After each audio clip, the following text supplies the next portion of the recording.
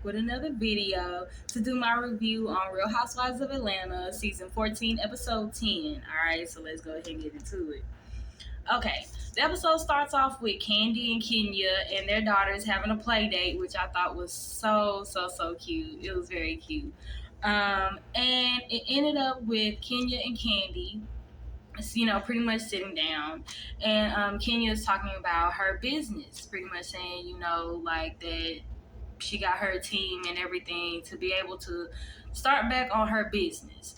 And I'm really proud for Kenya for doing that, being able to really understand, like, I really have been slacking based off of, well, due to, like, other situations that was going on, especially about Mark and her divorce and everything. So I'm very proud of her for being able to get back on, the good foot, and just making sure that everything else, goes great for her. So I'm proud of her for being able to grab a team, so they can go ahead and, start back on Kenya's business. So I'm proud of her for that. Then, it ends up with Candy telling Kenya about Marlo kicking out her nephews. Okay, to some, it was, and I kind of agree with it as well. But a lot of people would be like, that Candy was kind of messy for telling Kenya about what was going on with Marlo as far as, her kicking out her nephews. And I can understand. Excuse me, sorry. But I can understand because of the simple fact of, that Kenya and Marlo is like on bad terms right now, and kind of telling Kenya about Marlo's business going on, it can kind of seem like, kind of giving Kenya, like some little ammo. But pretty much, Kenya was kind of like, I don't trust Marlo, and probably like for one of those reasons right there, I can't trust her. And it kind of also, she kind of also said that, Marlo is pretty much adding trauma to the boys. And I definitely agree with that. Because, they already dealt with abandonment issues. You get what I'm saying? Like from their mom and God knows who else. And it's like, Marlo, you're kind of adding on to that, all because of, you see that, well, for some odd reason now, after 3 years, you see that you can't deal with what you signed up for. So, yeah, I think overall, Kenya kind of put the nail on the head with that as far as like not trusting Marlo, because there's a lot of things Marlo have going on within herself to make her sit over here and, act the way she does. So I can get that. It goes next to Candy being at her home, and she basically calls Marlo, telling her that Kenya is not going to make it to the Blue Ridge cabin trip. Messy, I don't know, because like she said, I don't think Kenya was going to sit over and tell Marlo that she wasn't going to make it, that she wasn't going to come, because they don't talk. So I think as far as that wise, it really wasn't messy. Somebody was going to have to tell her. At the end of the day, like, to a certain degree, Kenya is part of Marlo's storyline, due to the fact that her storylines has been kicked out for 30 days anyway. So, what else do she have? But Marlo wants to sit over here and come back and say, that they think that they'll survive without Kenya. And I'm just like, Marlo, are you sure, girl? Are you sure? Because right when she met... Well, okay. That's what she said. Anyways, it goes next to where Marlo's sister, I think her name is Crystal, comes to Marlo's home, right? And, Marlo starts off with showing Crystal the boys' room, talking about it was a mess. And, one of the boys punched a hole in the wall. I guess because he didn't get his way on something. And, like... Crystal was like, they did all this? Because let's just be honest, like, that room looked messy, but I don't think them boys did that much of a bad that much bad. You get what I'm saying? And Marlo kind of said, no, not really, in a way, but she kind of said, no, not really. They really didn't make like this much of a mess, but I want to be dramatic so it can show more validation, quote unquote. But anyways, but it kind of leads to where her sister tells Marlo, like, it's okay to have a break, and that's for everybody. It's okay to have a break. However, talking to the boys a certain way, which is like, telling them that, I ain't got to take care of you. Y'all, I'm getting tired of y'all. Y'all get on my nerves, this and the third. I mean, that's kind of unnecessary. And, it goes to where, Marlo is like, well, we get that from our mama. And in my way, it's kind of like, yeah, you may get that from your mama, but that don't mean you got to sit over here and act that way. You get what I'm saying? Because look at you. Like, you heard all those harsh things from your mama, and it's like, you're showing all kinds of ways that you're still hurt, by also projecting it to other people. But, yeah, and she was just, also saying that she has to be a little bit more strict. I mean, and that comes with the territory.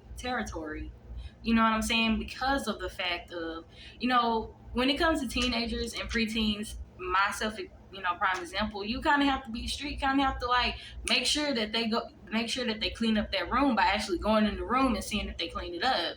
And this, that, and the third. Once again, you're making it seem like that you signed up for something that you are not ready for. And it's clear as day that you're not ready for it, especially if you're going to act this way. So, like, I mean, in a way, I would say, like, I'm happy that the boys is not longer with her because of the fact that she's not ready for it. She's not ready for that situation at all. I'd rather them be with somebody that actually knows and is actually like mentally stable and mentally ready and mentally prepared to know, like, certain things is gonna come with the territory. You get what I'm saying? But yeah, it comes to them getting ready to go to the Blue Ridge trip. Sheree walks out of her car with a whole boot on, girl, and the description of her saying that, like, her foot goes in the boot, but like her pinky toe, like, does like a little, like do like a little slip and slide. You know what I'm saying? And that's how she broke her foot. And I was like, oh, girl, in a boot? Okay, sis. But yeah. Next, like, Marlo sends a card to not Kenya, but to Drew, Candy, and Moneta, which is Neo's ex-girl or ex-wife, who is really beautiful, by the way. I still hate how Neo did her, fuck him. But anyways, Marlo sends an Ashton Martin card, I believe, to them three. And also some OLG wings, as if like they probably never ate their wings before, Okay, could have got something else, but okay, that's my opinion. But they end up getting the food, getting the car. They thought they was about to chow down on some food, and the driver was like, "Oh no, girl, we can't. We don't eat in the car." And Candy was already like, "Girl, what? Like, we can't eat in the car." Girl, okay, well, excuse us, because we finna go back in this house, and we finna sit over here and eat these wings before we come back out. So I think it was like an hour later, after them going back in the house and eating the food. They finally get in the car and get on the road. And, and yeah. Girl, Marla, how you going? But you was all up in your car, and you and Sheree was eating up a storm, girl. Anyways, next leads to Marla and Sheree in the car, and Marla pretty much talks about how she don't know how her and Kenya got back in a bad place, and all I can say is, girl, when the reunion comes, I think you'll see why y'all back in a bad place, because you sitting over talking about how this girl was lying about being sick, because she couldn't be able to go to Sheree's pity party that you threw for her.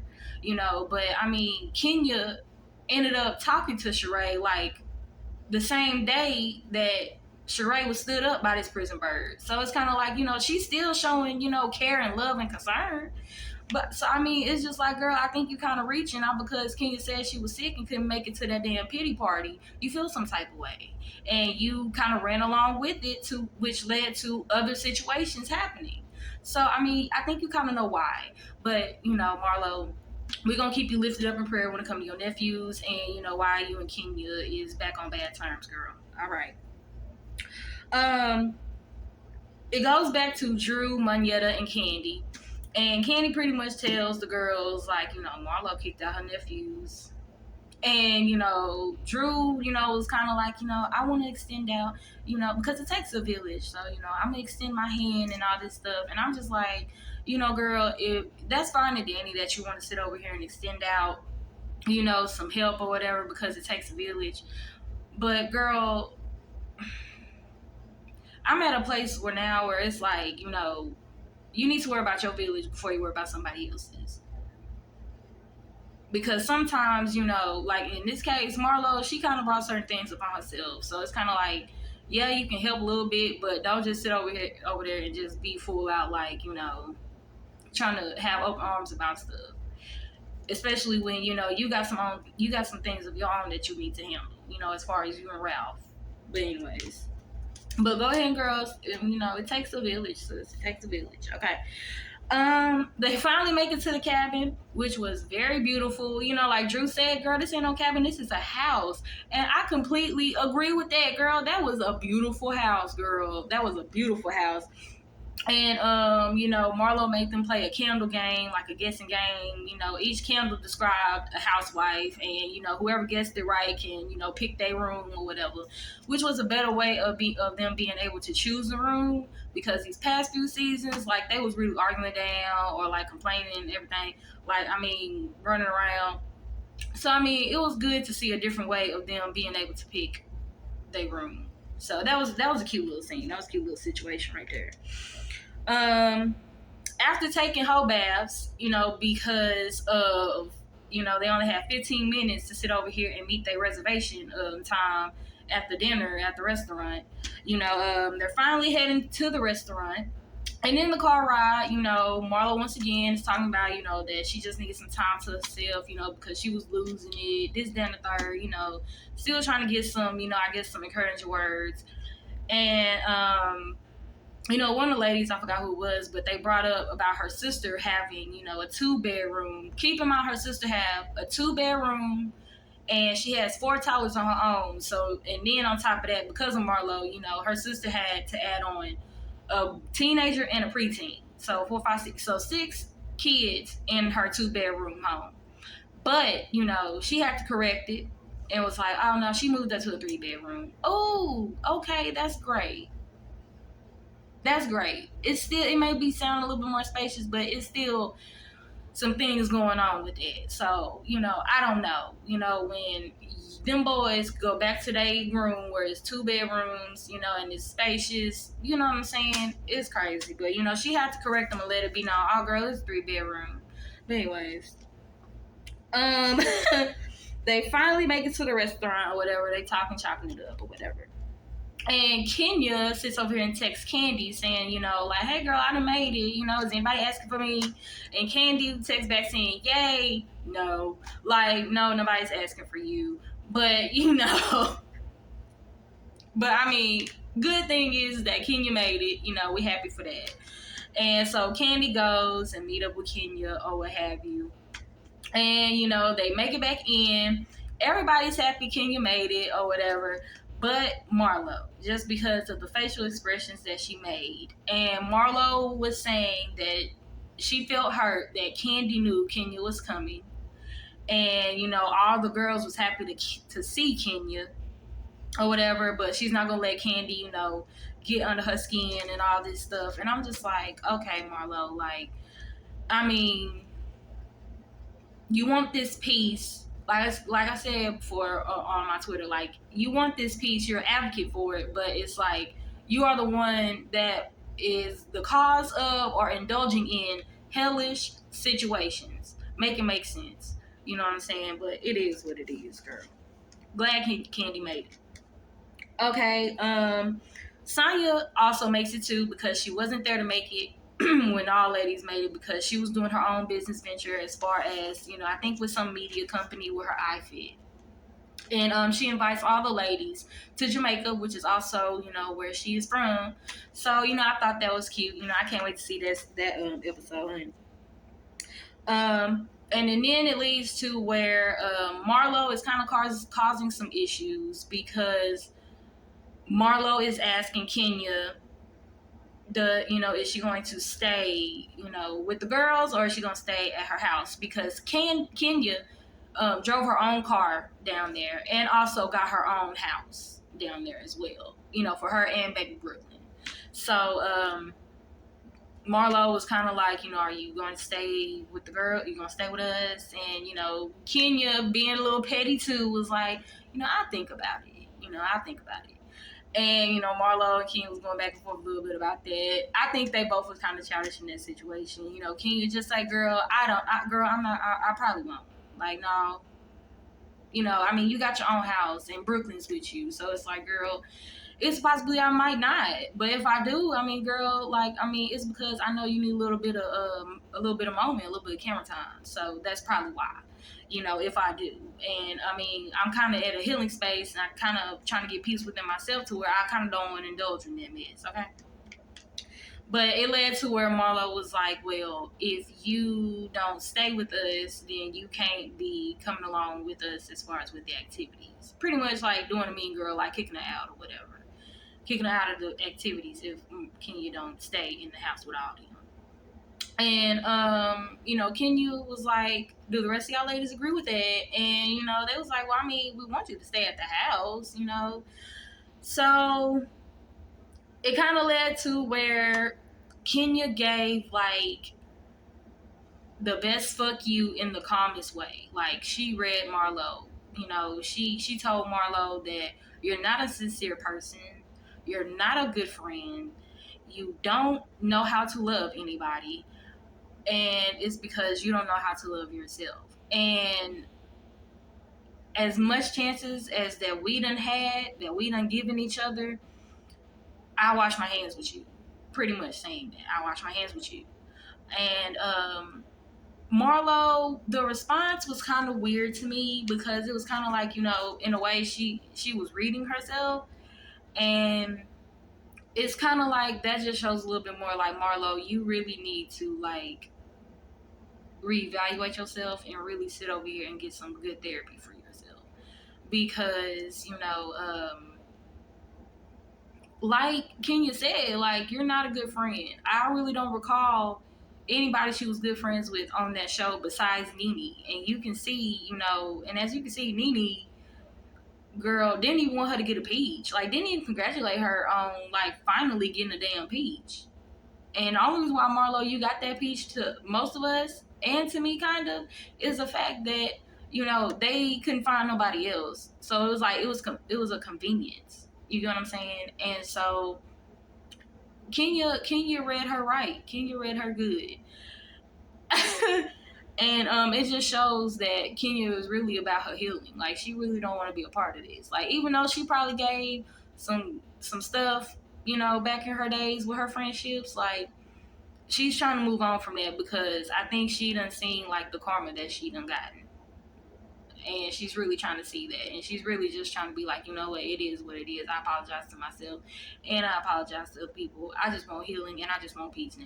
And we can see that. But yeah, mostly that was pretty much it when it comes to the episode. It was good. I mostly loved how Kenya read Marlo in the most calmest way. That's how I want to be. But yeah, man, I might do Married to Medicine later on tonight or tomorrow, either one. But you'll know when it comes up on my channel. But yeah, that's it, man. It was pretty short. But I do appreciate y'all watching. Like I said, I'll probably do Married to Medicine tonight or tomorrow. But yeah, until next time, y'all, I'm out of here. Bye bye.